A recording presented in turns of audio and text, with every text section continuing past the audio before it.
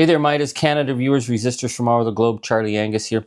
I want to share with you something a little different. This was a speech I gave last fall in Langley, British Columbia, to teachers who work with Indigenous youth in that country. I've been invited out to speak about my work in the Shannen'S movement. Now, when I was in Canada's Parliament, a lot of my work was focused on the inequities faced by Indigenous communities in the far north, communities that I represented that were facing inadequate access to clean water, brutal housing conditions, poor medical services, and substandard education. And nowhere was that crisis more noticeable than in the little reserve of Attawapiskat. And it's there that I met 13-year-old Shannon Kustachion, who had never been to a real school. Shannon changed my understanding of this nation and what it means to stand up and fight for justice. So I worked with Shannon on the fight that became the largest youth-driven children's rights movement in Canadian history. Shannon died in a car accident at 15. She had to leave home to go to school. For a time, she lived with my family. Shannon was so dedicated to the vision that all children deserve what she called a comfy school and a proper education. So I want to share this speech with you. And, you know, Shannon's legacy lives on. She transformed Canada in the Shannen'S Dream movement that went all the way to the United Nations, that got unanimous support through Parliament to start dealing with the inequities. It really opened the eyes of Canadians to the need to deal with the educational apartheid that existed in Canada and still exists. Because in Canada, children on reserve schools are funded by the federal government, whereas other children are funded by the provincial governments, and the gaps between those two levels of funding are staggering. And it's an inequity that has to change. So I hope you like this speech. This is something that means a lot to me, and it's still very close to my heart, the fight for Indigenous rights, and particularly the rights of Indigenous youth in this country. Thank you. Passion in our midst. We got passion in our midst. Well, I feel like I am no longer able. We got fascists.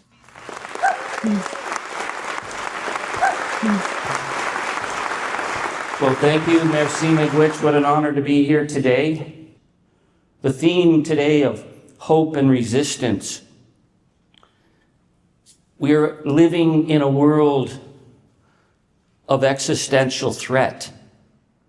And the pressure that's on every one of us, a pressure of fear, of not knowing whether the world will continue, where we watch the deliberate starvation of a people in real time, and all the people that we thought that would stand up and do the right thing never did.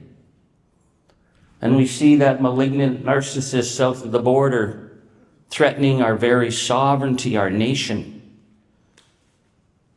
And we're freaked out. And we're freaked out because we feel isolated and alone, and the chaos and the disinformation.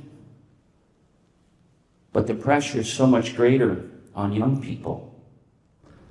And so my plea to you as teachers is to make those spaces to keep the pressure off our young. You know, when I do my Midas tours across Canada, people often say to me, where are the young people? How come the young people aren't out? And I said, young people didn't cause this crisis. It happened on our watch. So it's our responsibility as adults to deal with that crisis so that young people can just live, so that they can dream and they can hope.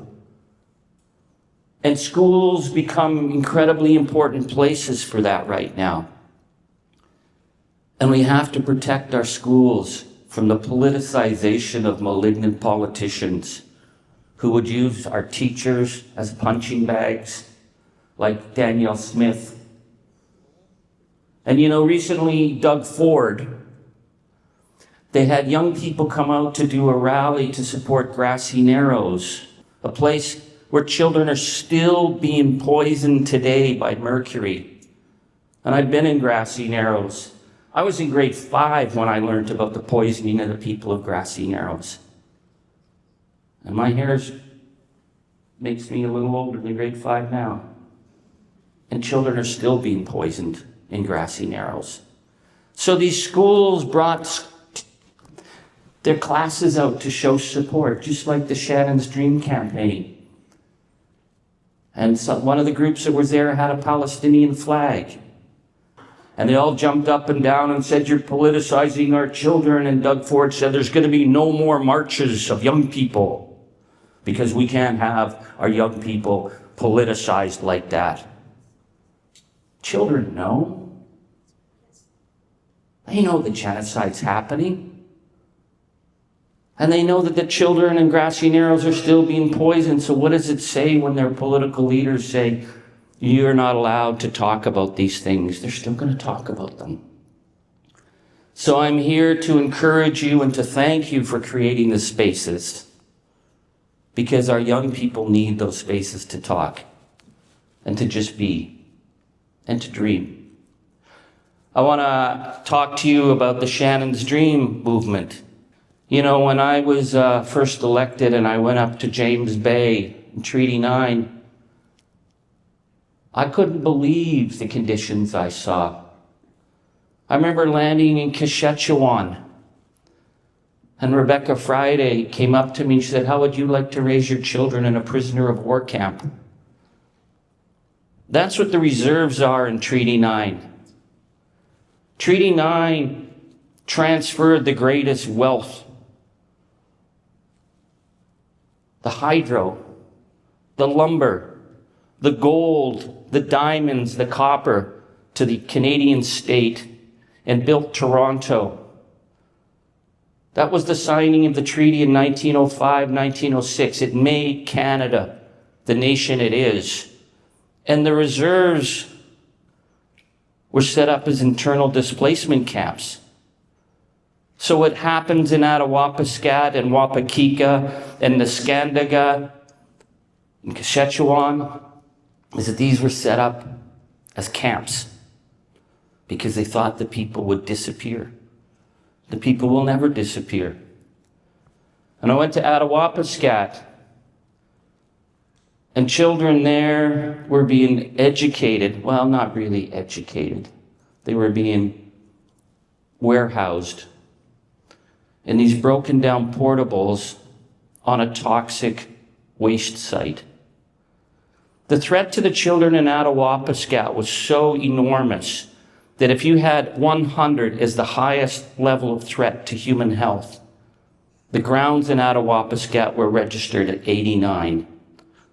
Toluene, benzene, hydrocarbons, little children dying of cancer, children with nosebleeds in the kindergarten classrooms.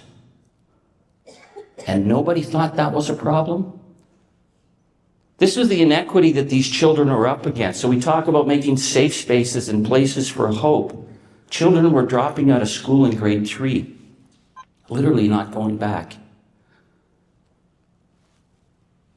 And we had a promise to build a school. And at the last minute, on the eve of the money being transferred, they canceled the school. And it's important to talk about these decisions are not accidental because they're built into the inequity.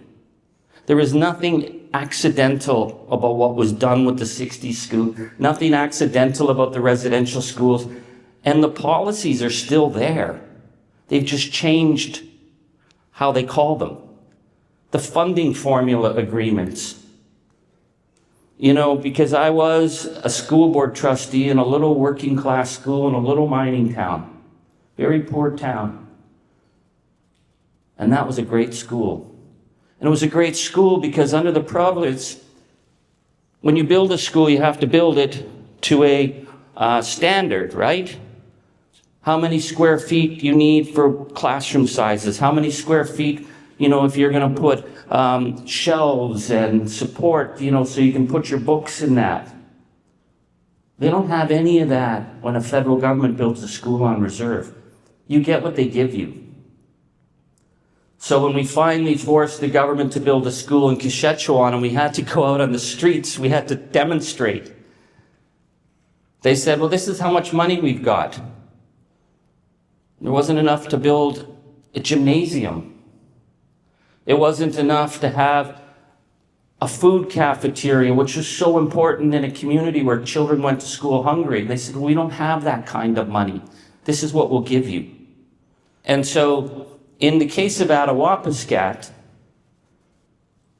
the per capita funding in Ontario provincial schools was, say, about $16,000 per student. So every student that comes into the class, you know, boom, boom, boom, boom, boom, that's how you figure out your funding.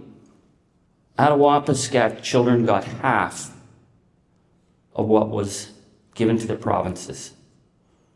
So they were already dealing with this underfunded level.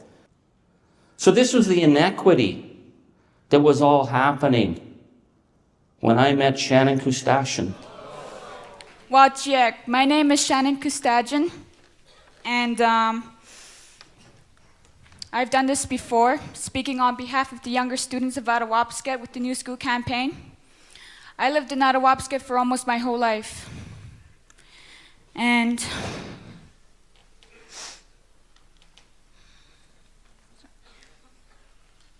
But I recently moved to New Liskeard for a proper education.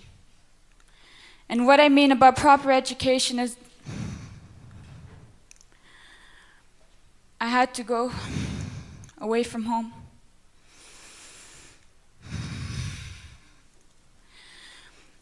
And I also had to just leave my home and my family.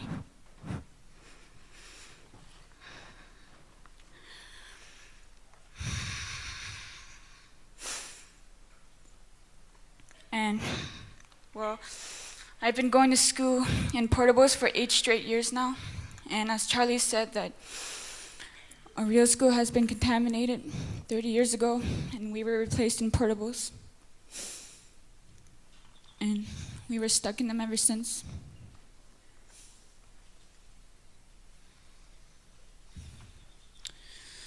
You know, it's still sad to hear that INAC hasn't done anything for us to this day.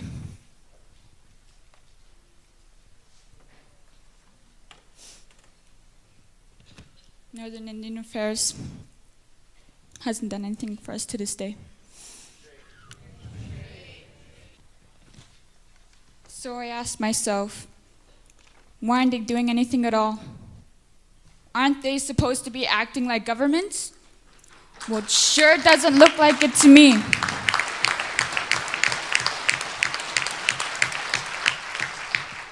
That girl blew my mind. Because she walked right up to me at -40, and she said, the children are going to get a school. We're going to make it happen. And she looked me right in the eye. And this was when the government said they were not going to build a school. Those younger students are still thinking that those portables are real schools.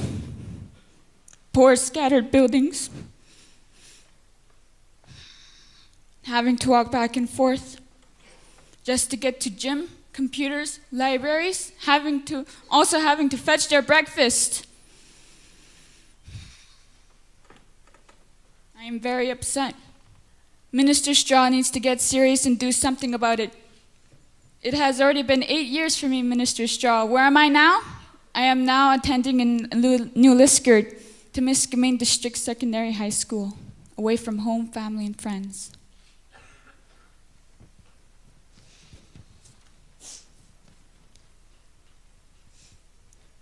You know, every day I would have to go home because at times I would get homesick.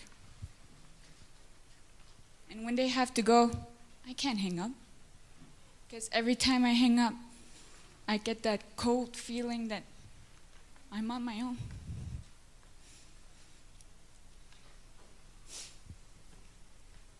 But I have to put my heart aside and put my head into what I have to accomplish to be in a proper school and finish what I have to do.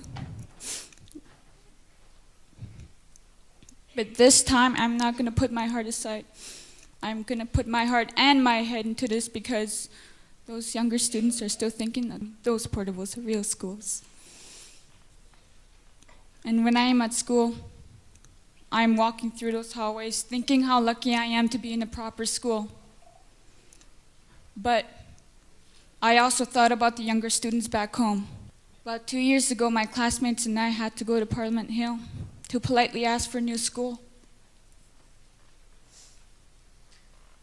And Minister Straw went on with his excuses saying that they didn't have enough money.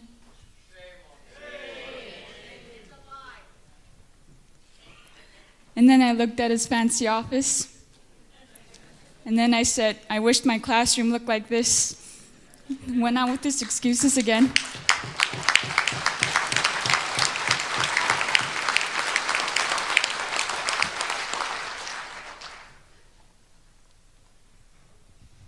We left confused and disappointed. But before we left, I looked at him straight in the eye once more, and I told him, we are not going to quit. We're not going to give up until we are giving a new school. And Shannon was such a firebrand at 13. We said, what if we stop asking the federal government to fix things? What if we ask young people to fix things? So Shannon started with her friends the campaign, which was started on YouTube, just a YouTube message, asking students to help. And I remember the first two schools, Oracle Falls Public School and Neil McNeil Boys School, called and said, we want to help. And then in a week, we had 10 schools. And then in a month, we had every school board in the Ontario region. And then we started to have national schools. And what it was young people were sharing the story with each other.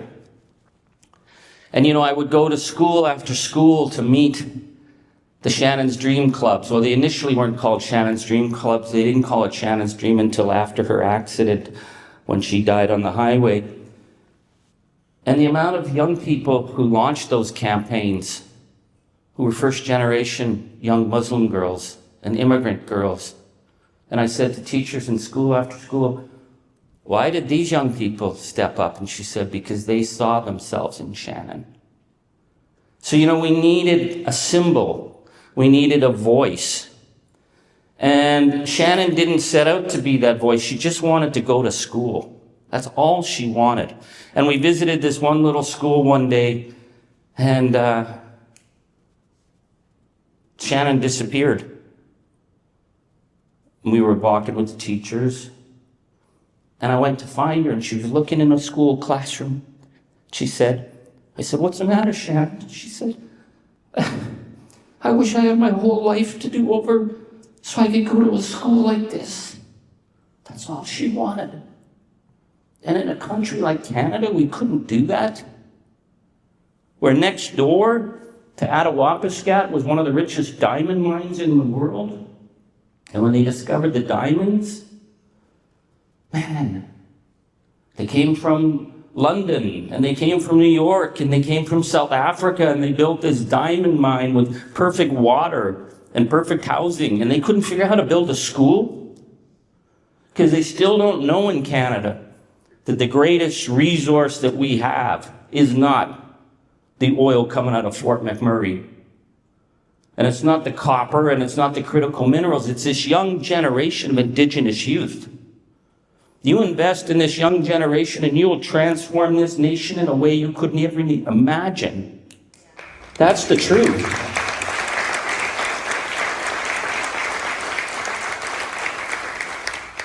And what really stays with me for all this time, I think of Shannon every single day. And I learned from Shannon's passing at 15, she had to leave home because she couldn't go to school in a community that didn't have a proper school, is that you don't say what could they have done, you say what they did. She was here for a time, and she transformed our nation because she put a face, and this is what Cindy Blackstock said to me when Shannon first spoke on Parliament Hill. She said, do you know what you guys have accomplished? I said, we're just fighting for a school. And Cindy Blackstock said, you put a face to a generation of children who up till now have had no face. And now they have a voice, and we have to build on that voice.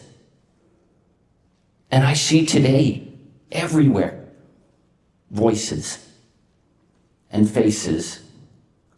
I see these incredible young sisters today. The confidence that I see now makes me feel so hopeful. Because against the adversity, against everything that the state of Canada did to break those expectations, the young people are rising up. And it's our job to let them be the leaders they were meant to be. And when we do that, we will start to transform our nation. Am I optimistic about the state of the world? Not at all. But am I hopeful? I'm very hopeful. And hope is not this sort of giddy pretendness. I was thinking of what Rebecca Slotnick said about hope. She said, hope is not sitting on a couch with a lottery ticket. Hope is the axe that you pick up to break down a door to rescue someone, because you know they're there and they're going to get out.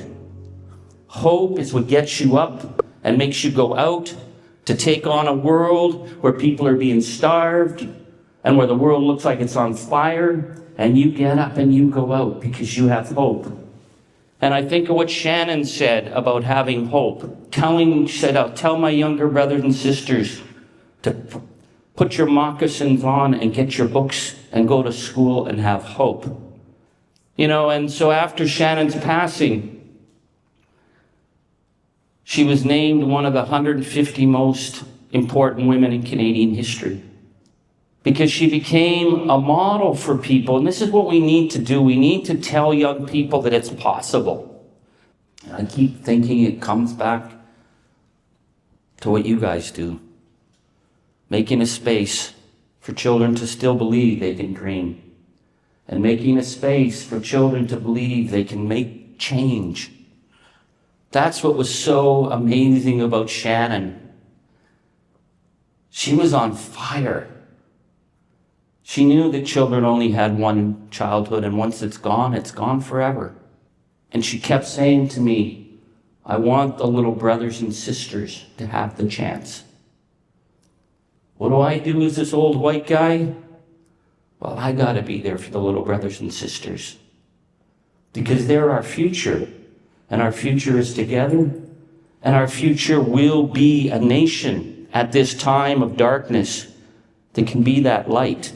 It's an honor to even be able to speak for Shannon. She came here for a time to make change, and she made change, because she never stopped, and we can't stop. So thank you, merci, miigwech.